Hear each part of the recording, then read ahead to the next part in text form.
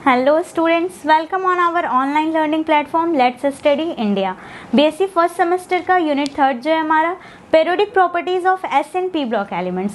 तो इसमें हम लोग पी ब्लॉक एलिमेंट्स की प्रॉपर्टीज डिस्कस कर रहे थे, जिसमें हमने 13, 14, 15, 16 एंड 17 ये सारे ग्रुप्स की प्रॉपर्टीज, एनॉमलस बिहेवियर, सारी चीज़ें डिटेल में काफ़ी अच्छे से डिस्कस कर ली है।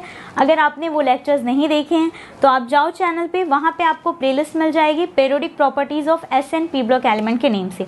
तो वहाँ से जाके आप मेरे प्रीवियस लेक्चर्स देख लो। तो ग्रुप 13 to 17 के फिजिकल प्रॉपर्टीज या किसी भी चीज़ में कोई भी डाउट होगा तो वो आपका अच्छे से क्लियर हो जाएगा। ठीक है, ग्रुप 18 हमने स्टार्ट कर दिया था। तो ग्रुप 18 में सबसे पहले हमने डिस्कस किया था कि ग्रुप 18 में हमारे कौन कौन से एलिमेंट्स आते हैं। तो हमने देखा ग्रुप 18 के जो एलिमेंट्स होते हैं उन्हें हम क्या कहते हैं, नोबल गैसेस कहते हैं। अब नोबल गैसेस क्या होते हैं, इनका कॉन्फ़िगरेशन कैसा होता है, तो अगर आपने मेरे प्रीवियस लेक्चर्स देखे होंगे तो वहाँ पर आपने देखा होगा कि कोई भी ग्रुप अगर हम स्टार्ट कर रहे थे, वहाँ पर जब हम लोग कॉन्फ़िगरेशन कर रहे थे तो हम लोग स्टार्टिंग में क्या करते थे, नोबल गैस कॉन्फ़िगरेशन करते थे।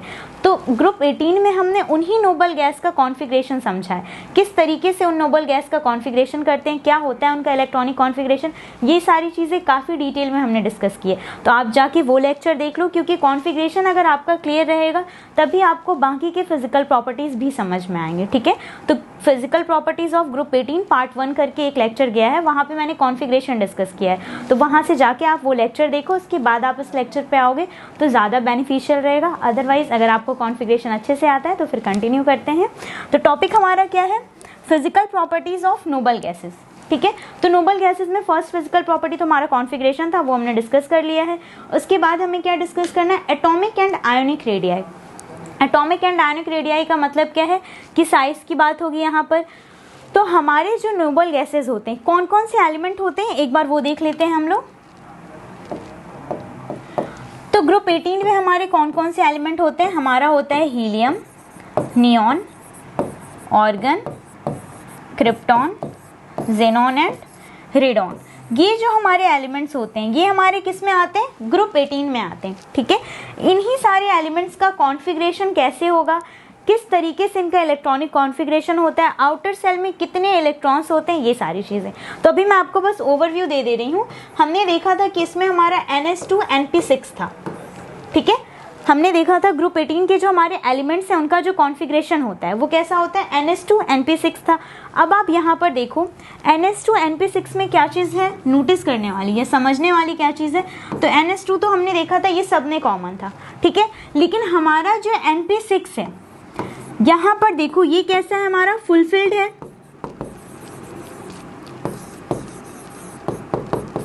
फुलफिल्ड ऑर्बिटल, या अगर हम इसे कहें तो ये क्या है, हमारा स्टेबल है। ठीक है, तो NP6 NH2 तो क्लियर है, वो हमारा स्टेबल भी है और फुलफिल भी है। NP6 की अगर हम लोग बात करें तो वो हमारा कैसा है, फुलफिल्ड ऑर्बिटल और कैसा है, स्टेबल है, स्टेबल फॉर्म में है। तो ये चीज़ मैंने जब आपको कॉन्फ़िगरेशन पढ़ा रही थी तो वहाँ पर मैंने बताया था कि जितने भी रिएक्शंस होते हैं, केमिस्ट्री जो हम लोग इतना ज़्यादा डिटेल में पढ़ा है, आप BSc करो फिर आप MSc करोगे फिर रिसर्च करोगे, अगर केमिस्ट्री से ही आगे पढ़ना होगा तो जितने सारे हम लोग इतना सारा रिएक्शंस पढ़ते हैं, इतने सारे बॉन्डिंग्स पढ़ते हैं, वो सब क्यों पढ़ते हैं, तो ये सारे एलिमेंट्स जितने सारे रिएक्शंस करते हैं, इतने सारे बॉन्डिंग करते हैं, क्यों करते हैं, स्टेबिलिटी के लिए ही करते हैं। लेकिन हमारा जो नोबल गैस है वो आप देखो वो नेचुरली ही क्या है, स्टेबल है। NH2 जो है वो भी उसका कैसा है, फुलफिल है, और जो आउटर सेल है उसका p ऑर्बिटल वो भी कैसा है, फुलफिल है। मतलब ये जो हमारे नोबल गैस हैं ये बहुत ज़्यादा स्टेबल होते हैं।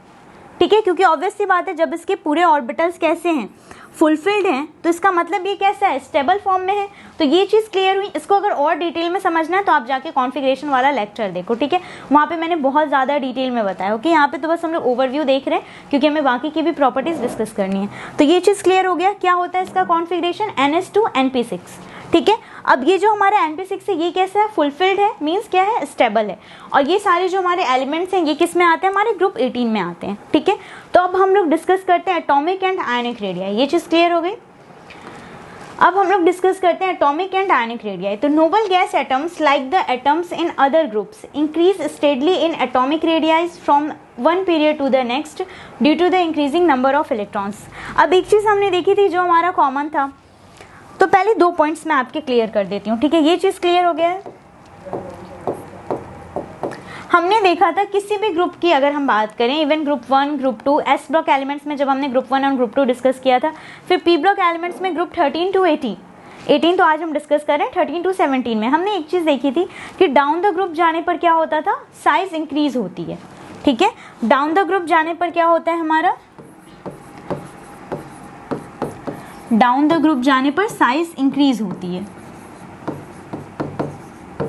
ठीक है, ये चीज हमने देखा था।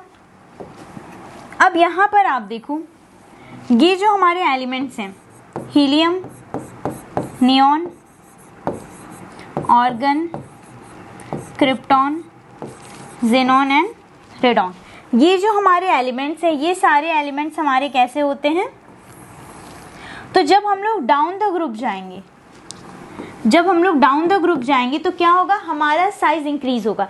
इसका रीजन क्या है, तो वही सेम रीजन होगा जो हमने 13 to 17 में देखा था कि डाउन द ग्रुप जाने पर न्यूक्लियर चार्ज इंक्रीज होता है, लेकिन उसके साथ साथ क्या होता है, नंबर ऑफ शेल्स ऐड होते चले जाते हैं। तो यहाँ पर जो नंबर ऑफ शेल्स हमारे ऐड हो रहे हैं, ये कैसा होता है, डोमिनेंट फैक्टर होता है न्यूक्लियर चार्ज पे। यही रीजन है कि डाउन द ग्रुप जाने पर साइज हमारा क्या होता है, इंक्रीज होता है। ठीक है, तो मैं इसको नोट डाउन कर देती हूँ यहाँ पर। फर्स्ट हमारा क्या है, डाउन द ग्रुप जाने पर न्यूक्लियर चार्ज जो है हमारा, वो क्या हो रहा होगा, इंक्रीज हो रहा होगा। डाउन द ग्रुप जाने पर न्यूक्लियर चार्ज जो होगा वो क्या हो रहा होगा, इंक्रीज हो रहा होगा, न्यूक्लियर चार्ज इंक्रीज। ठीक है, लेकिन जब हम लोग डाउन द ग्रुप जाएंगे, न्यूक्लियर चार्ज हमारा इंक्रीज होगा, लेकिन हमें क्या देखना है यहाँ पर कि डाउन द ग्रुप जाने पर साइज हमारी इंक्रीज हो रही है और न्यूक्लियर चार्ज इंक्रीज हो रहा है, मतलब साइज डिक्रीज होनी चाहिए थी, साइज डिक्रीज होनी चाहिए थी, बट ऐसा तो हो नहीं रहा है। रीजन क्या है, क्योंकि डाउन द ग्रुप जाने पर एक काम और हो रहा है, वो क्या है, हमारा नंबर ऑफ शेल्स ऐड हो रहे हैं, हमारे नंबर ऑफ शेल्स ऐड हो रहे हैं। और यही जो नंबर ऑफ शेल्स ऐड हो रहे हैं, ये हमारा क्या होता है, डोमिनेंट फैक्टर हो जाता है न्यूक्लियर चार्ज पे। नंबर ऑफ शेल्स जो ऐड हो रहे हैं, ये डोमिनेंट फैक्टर होता है न्यूक्लियर चार्ज पे। यही रीजन है कि डाउन द ग्रुप जाने पर हमारा जो साइज है वो क्या होता है, इंक्रीज होता है। क्लियर हुआ। तो सेम यही ट्रेंड हमारा ग्रुप 18 में भी रहेगा। ग्रुप 18 में जैसे जैसे डाउन द ग्रुप हम लोग जाएंगे, वैसे वैसे हमारा क्या होगा, साइज इंक्रीज होगा। रीजन क्या है, तो रीजन इसका ये है कि नंबर ऑफ शेल्स ऐड होते चले जाते हैं, जिससे साइज क्या होती है, बढ़ती चली जाती है। क्लियर हुआ, या इंक्रीज होती रहती है। समझ में आया। तो अब इन सारे एलिमेंट्स में सबसे ज्यादा स्मॉलेस्ट साइज किसका होगा, हीलियम का होगा, और सबसे ज्यादा बड़ी साइज किसकी होगी, रेडॉन की होगी। क्लियर है इतनी चीजें। सेम यही चीज आपका यहाँ भी है, अगर आपको स्क्रीनशॉट लेना है तो आप ले लो। ठीक है, फिर नेक्स्ट प्रॉपर्टी हम डिस्कस करते हैं हम लोग। नेक्स्ट प्रॉपर्टी है हमारा ionization energy, atomic and ionic radii. Clear हुआ। एटॉमिक एंड आयनिक रेडियाई का मतलब भी यही है कि साइज की बात हो रही है यहाँ पे। तो हमने देखा ग्रुप 18 के जो हमारे एलिमेंट्स हैं, डाउन द ग्रुप जाने पर उनका साइज क्या हो रहा है, इंक्रीज हो रहा है। ठीक है, रीजन क्या है, तो इसका रीजन ये है कि जैसे जैसे डाउन द ग्रुप हम लोग चलते हैं, नंबर ऑफ शेल्स ऐड होते जाते हैं। नंबर ऑफ शेल्स ऐड होने का मतलब है कि साइज क्या हो रही है, इंक्रीज हो रही है। क्लियर है इतनी चीजें। सेकेंड पॉइंट है हमारा आयोनाइजेशन एंथैल्पी। सेकेंड पॉइंट है हमारा क्या, आयोनाइजेशन एंथैल्पी। ठीक है, the general electronic configuration of noble gases is NS2 NP6। अभी जस्ट हमने देखा था कि जो हमारे एलिमेंट्स हैं ग्रुप 18 के, उनका जो इलेक्ट्रॉनिक कॉन्फ़िगरेशन हो रहा है वो कैसा है, NS2 NP6 है। ठीक है, so the noble gases have a complete octet. Obvious सी बात है, अगर आप इसको ऐड करो तो आप देखोगे इनका ऑक्टेट क्या है, कंप्लीट है, NS2 NP6, ये है इनका कॉन्फ़िगरेशन। अगर आप इसको ऐड करोगे तो 2 + 6 इज इक्वल टू 8। 8 का मतलब क्या है, ऑक्टेट। और ये चीज़ हमें अच्छे से पता है कि कोई भी एलिमेंट दैट मीन कि सिर्फ हमारे दो ही एलिमेंट होते हैं, हाइड्रोजन एंड हीलियम, वो क्या करते हैं, ड्यूप्लेट कंप्लीट करते हैं। ड्यूप्लेट कंप्लीट करते हैं, ड्यूप्लेट मीन्स 2 इलेक्ट्रॉन्स। कौन कौन इसमें आएंगे, हमारा हाइड्रोजन एंड हीलियम। हाइड्रोजन और हीलियम को छोड़कर जितने भी हमारे एलिमेंट्स होते हैं वो क्या अपना कंप्लीट करते हैं, ऑक्टेट। रीजन इसका क्या है, तो रीजन ये है कि डुप्लेट वाले जो हमारे होते हैं वो 2 में स्टेबल होते हैं, हाइड्रोजन एंड हीलियम, और जो हमारे ऑक्टेट होंगे मीन्स इन दोनों एलिमेंट्स को छोड़कर जितने भी हमारे एलिमेंट्स हैं वो क्या कंप्लीट करना चाहेंगे, ऑक्टेट कंप्लीट करेंगे, क्योंकि ऑक्टेट कंप्लीट करने पर ही वो कैसे होंगे, स्टेबल फॉर्म में होंगे। ठीक है, अगर ऑर्बिटल्स के टर्म में समझे तो ऑर्बिटल्स में क्या होगा, उनका ऑर्बिटल फुलफिल अगर रहेगा तो वो क्या होंगे, स्टेबल फॉर्म में होंगे। तो यहाँ पर आप देखो पी ब्लॉक एलिमेंट्स के ग्रुप 18 के जो एलिमेंट्स हैं उनका जब हम लोग इलेक्ट्रॉनिक कॉन्फ़िगरेशन को ऐड कर रहे रहे हैं तो उनका कितना आ रहा है, ऑक्टेट कंप्लीट है। एक तो ऑर्बिटल्स भी फुलफिल है, प्लस 2 + 6 करने पर कितना आ रहा है, 8 आ रहा है। मीन्स ये जो हमारे एलिमेंट्स हैं इनका ऑक्टेट कैसा है, कंप्लीट है। ये चीज़ क्लियर हो रही है। इनका जो कॉन्फ़िगरेशन है वो कैसा है, स्टेबल है। पूरे जो ऑर्बिटल्स हैं वो कैसे हैं, फुलफिल हैं। आगे पढ़ते हैं। Due to stable electronic configuration it is difficult to remove an electron from fully filled orbitals, hence the ionization energy of noble gases is very high. तो अब इस चीज़ को हम लोग डिटेल में अच्छे से समझते हैं। अब आप देखो यहाँ पर कि हमारे जो ग्रुप 18 है, ग्रुप 18 के जो हमारे एलिमेंट्स हैं helium, neon, argon, krypton, xenon and radon, ये जो हमारे एलिमेंट्स हैं इनका हमने कॉन्फ़िगरेशन देखा, कितना आ रहा है, NS2 Np6 आ रहा है। ठीक है, कितना आ रहा है, NS2 एंड Np6 आ रहा है। अब यहाँ पर हमें समझना क्या है, तो हमने ये चीज़ देखा कि 2 + 6 करने पर हमारा कितना आ रहा है, 8 आ रहा है। मीन्स ये जो हमारे एलिमेंट्स इनका ऑक्टेट कैसा है, कंप्लीट है। ये चीज़ें क्लियर हो गई हैं हमारी। अब यहाँ पर हमें समझना क्या है, तो पहले आयोनाइजेशन एंथैल्पी को एक बार शॉर्ट में समझ लेते हैं। वैसे तो अभी तक आपको अच्छे से क्लियर हो गया होगा कि आयोनाइजेशन एनर्जी क्या होता है, क्योंकि अगर आपने मेरे लेक्चर्स देखे होंगे तो आई एम डैम श्योर कि आपको अच्छे से पता होगा आयोनाइजेशन एंथैल्पी क्या होता है, क्योंकि मैंने एनॉमलस बिहेवियर बताया तो वहाँ पर भी मैं वही चीज़ बताती हूँ। फिजिकल प्रॉपर्टीज़ में भी मैंने काफ़ी डिटेल में बताया कि आयोनाइजेशन एंथैल्पी क्या होता है। ठीक है, एक बार फिर से समझ लेते हैं हम लोग। आयोनाइजेशन एंथैल्पी क्या है हमारा, कोई भी एलिमेंट है वो इलेक्ट्रॉन को रिमूव कर रहा है। ठीक है, किसी भी एलिमेंट से इलेक्ट्रॉन को रिमूव करने में जो एनर्जी का रिक्वायरमेंट होता है दैट इज आयोनाइजेशन एनर्जी। अगर एनर्जी का रिक्वायरमेंट बहुत हाई होगा तो वहाँ पर आयोनाइजेशन एंथैल्पी क्या होगा, हायर होगा। अगर एनर्जी का रिक्वायरमेंट लोअर होगा तो वहाँ पर आयोनाइजेशन एनर्जी कैसी हो जाएगी, लोअर हो जाएगी। अब ये हायर और लोअर कैसे होगा, तो अगर कोई एलिमेंट ईजिली इलेक्ट्रॉन डोनेट कर दे रहा है तो वहाँ पर उसे एनर्जी का रिक्वायरमेंट नहीं है, वो अपनी इच्छा से इलेक्ट्रॉन क्या कर रहा है, डोनेट कर दे रहा है।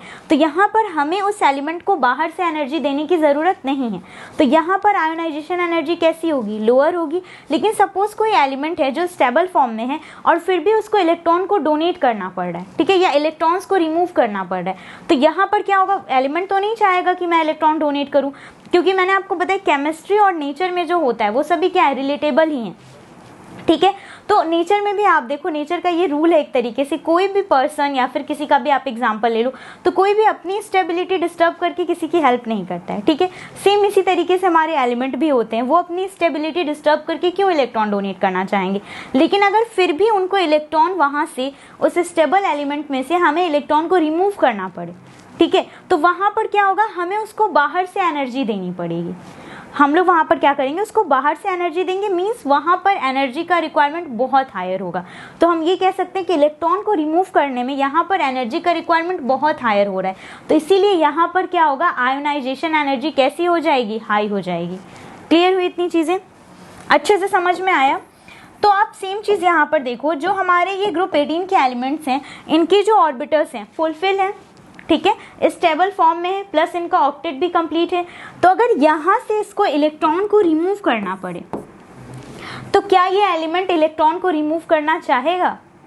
ऑब्वियस सी बात है, बिल्कुल भी नहीं चाहेगा, क्योंकि अगर ये इलेक्ट्रॉन रिमूव कर देगा तो ये कैसा हो जाएगा, Np5 हो जाएगा। और Np5 जो है हमारा, ये अनस्टेबल है। अगर ये Np6 में से एक इलेक्ट्रॉन रिमूव कर देगा तो ये किस में आ जाएगा, Np5 में आ जाएगा, और फिर ये कैसा हो जाएगा, अनस्टेबल हो जाएगा। ठीक है, और अभी जस्ट मैंने बताया, चाहे नेचर में हो या एलिमेंट्स में हो या कहीं पे भी हो, कोई भी अपनी स्टेबिलिटी डिस्टर्ब करके किसी का भी हेल्प नहीं करना चाहता है। ठीक है, तो सेम इसी तरीके से हमारे एलिमेंट भी हैं, ये बिल्कुल भी नहीं चाहेगा कि ये अपनी स्टेबिलिटी डिस्टर्ब करके इलेक्ट्रॉन को डोनेट करे। ठीक है, क्योंकि इसकी स्टेबिलिटी क्या होगी, वहाँ पर डिस्टर्ब हो जाएगी। ठीक है, तो यही रीज़न है कि जो हमारे ग्रुप 18 के एलिमेंट्स होते हैं वो क्या होते हैं, इलेक्ट्रॉन्स को रिमूव नहीं करना चाहते हैं। और अगर फिर भी, ये तो चीज़ क्लियर हो गई ना कि ये इलेक्ट्रॉन को रिमूव नहीं करना चाहेगा, क्यों, क्योंकि इसकी स्टेबिलिटी डिस्टर्ब हो जाएगी, प्लस यहाँ पर ये क्या है, फुलफिल्ड है। ठीक है, लेकिन अभी यहाँ पे हमें समझना क्या है कि अगर फिर भी हम लोग यहाँ से इलेक्ट्रॉन को रिमूव करना चाहें तो हम लोग कैसे करेंगे। तो इसका मतलब है कि यहाँ पर हमें क्या करना होगा, इसको बहुत ज़्यादा एनर्जी देनी होगी, तो यहाँ पर एनर्जी का रिक्वायरमेंट बहुत हाई होगा।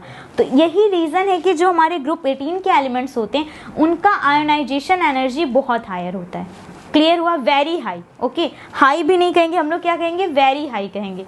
क्यों? क्योंकि ये क्या है, पूरी तरीके से फुलफिल्ड है, ठीक है। और ये अगर इलेक्ट्रॉन को डोनेट करेगा तो ये कैसा हो जाएगा? अनस्टेबल हो जाएगा।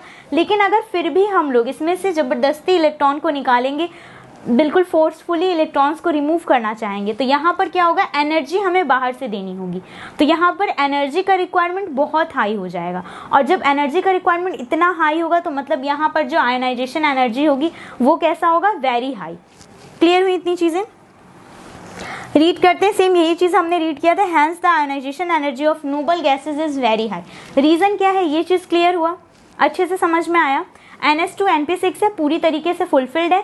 इलेक्ट्रॉन क्यों ही रिमूव करना चाहेगा? इलेक्ट्रॉन रिमूव करने के बाद ये तो बेचारा अनस्टेबल हो जाएगा। और क्यों कोई चाहेगा कि मैं इतने अच्छे से स्टेबल फॉर्म में हूँ, मैं ज़बरदस्ती इलेक्ट्रॉन डोनेट करके उसके बाद फिर मैं अनस्टेबल हो जाऊँ? कोई भी नहीं चाहेगा, ऑब्वियस सी बात है। तो सेम इसी तरीके से हमारे ये नोबल गैसेज भी हैं जो इलेक्ट्रॉन डोनेट नहीं करेंगे, क्योंकि अभी इनका क्या है? ऑक्टेट भी कंप्लीट है, प्लस इनके ऑर्बिटल्स में जो इलेक्ट्रॉन है वो कैसे हैं? फुलफिल्ड है, ठीक है। तो इसीलिए ये क्या करेंगे? इलेक्ट्रॉन को डोनेट नहीं करना चाहेंगे। ये चीज़ क्लियर हुई? ठीक है, इलेक्ट्रॉन डोनेट नहीं करना चाहेंगे तो यहाँ पर जो एनर्जी होगा, यहाँ पर एनर्जी का रिक्वायरमेंट बहुत हाई होगा इलेक्ट्रॉन को डोनेट करने के लिए, या इलेक्ट्रॉन को डोनेट नहीं, इलेक्ट्रॉन को रिमूव करने के लिए एनर्जी का रिक्वायरमेंट बहुत हाई होगा। यही रीज़न है कि नोबल गैसेस जो होते हैं इनकी आयोनाइजेशन एनर्जी वेरी हाई होती है। क्लियर हुआ? थर्ड पॉइंट देखते हैं हम लोग। थर्ड पॉइंट है हमारा मेल्टिंग एंड बॉइलिंग पॉइंट। तो अगर आप आयोनाइजेशन एनर्जी के अकॉर्डिंग देखो तो melting and boiling point higher होनी चाहिए, लेकिन ऐसा नहीं होता है। नोबल गैसेस जो हमारे होते हैं इनका मेल्टिंग एंड बॉइलिंग पॉइंट बहुत लो होता है। रीज़न क्या है? तो एक बार पहले हम लोग एलिमेंट्स को लिख लेते हैं, तभी आपको समझ में आएगा, ठीक है। तो एलिमेंट हमारे कैसे होते हैं? Helium, neon, organ, krypton, xenon and radon, ये हमारे एलिमेंट्स हैं। हमने क्या देखा कि इनका जो मेल्टिंग एंड बॉइलिंग पॉइंट है ये कैसा है? लोअर है। रीज़न इसका क्या है? तो इसका रीज़न ये है कि ये जो हमारे एलिमेंट्स हैं ये कैसे हैं? मोनो एटॉमिक हैं। सारे के सारे एलिमेंट्स आप यहाँ पर देखो कैसे हैं? मोनो एटॉमिक है। कभी भी आप किसी भी नोबल गैस को इस फॉर्म में नहीं देखते होगे, ठीक है, या फिर इस तरीके से आप नहीं देखते होगे, क्योंकि ये तो ऑलरेडी स्टेबल है, तो ऑब्वियस सी बात है इस फॉर्म में तो एग्जिस्ट नहीं करेगा, स्टेबल नहीं रहेगा, ठीक है। तो जनरली ये कैसे होते हैं? इस फॉर्म में होते हैं, मोनो एटॉमिक होते हैं।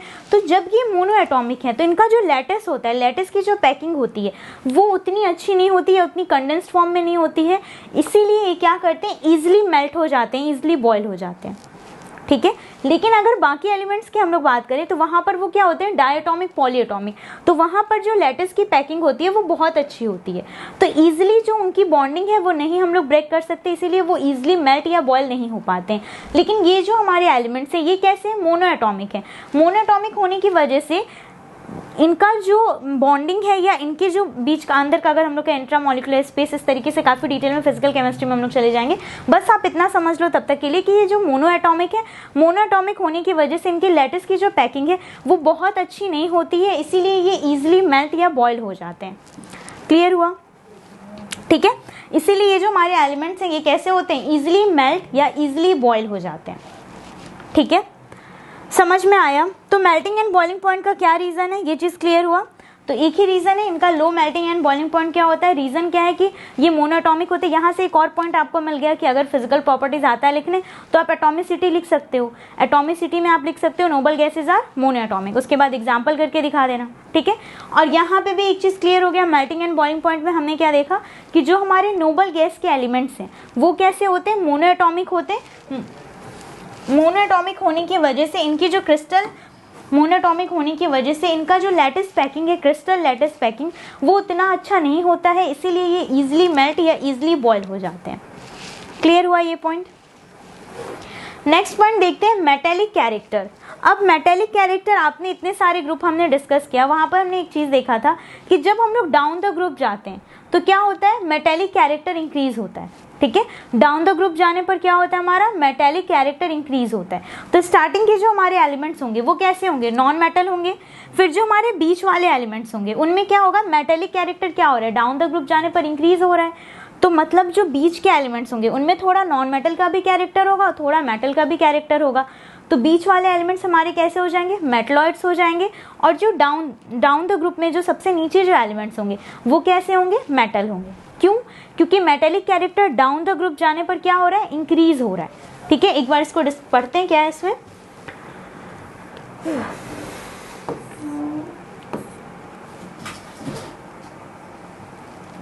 एक मिनट बस रुक जाओ तो।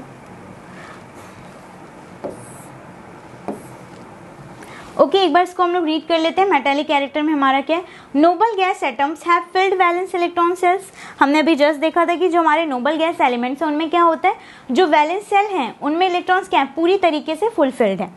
सो दे डोंट रेडली लॉस और गेन इलेक्ट्रॉन्स। ऑब्वियस सी बात है कि जब ये पूरी तरीके से स्टेबल फॉर्म में, तो ये बहुत जल्दी ना इलेक्ट्रॉन डोनेट करना चाहेंगे, ना ही इलेक्ट्रॉन को एक्सेप्ट करना चाहेंगे, क्योंकि ये तो क्या है, फुलफिल्ड है, स्टेबल फॉर्म में है। Noble gas atoms are more non-metallic than any metals, but less non-metallic than other non-metals. तो इसमें इसका मतलब कुछ नहीं है, आप सिर्फ इसमें यही चीज़ पॉइंट याद रखो कि डाउन द ग्रुप जाने पर क्या हो रहा है, मेटेलिक कैरेक्टर हमारा इंक्रीज हो रहा है। ठीक है, तो उस हिसाब से अगर हम लोग देखें तो ये चीज़ क्लियर हुई।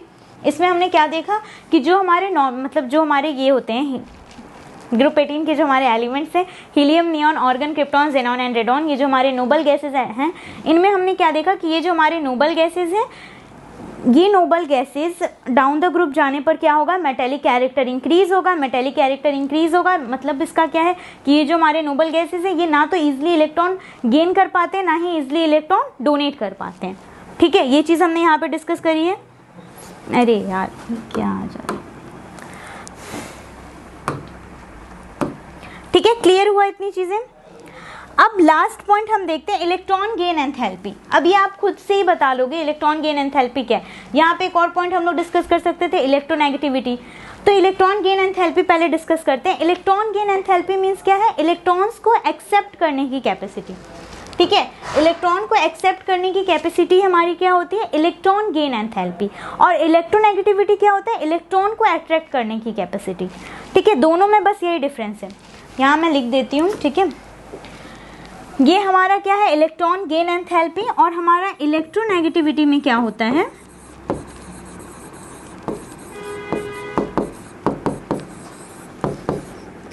इलेक्ट्रॉन अट्रैक्ट करने की कैपेसिटी।